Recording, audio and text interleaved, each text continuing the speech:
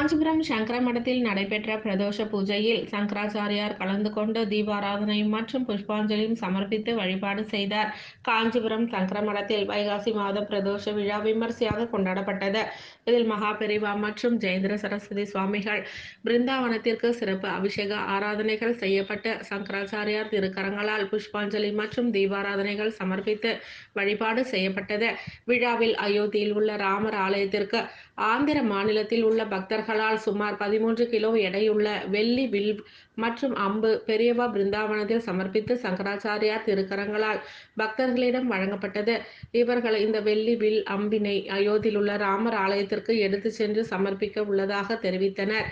இந்நிகழ்ச்சியில் சங்கரமட ஸ்ரீகாரியம் செல்லா விஸ்வநாத சாஸ்திரி, மேலாளர் சுந்தரேச ஐயர், நிர்வாகிகள் ஜானகிராமன், கீர்த்திவாசன் உள்ளிட்ட பலர் கலந்து கொண்டனர்.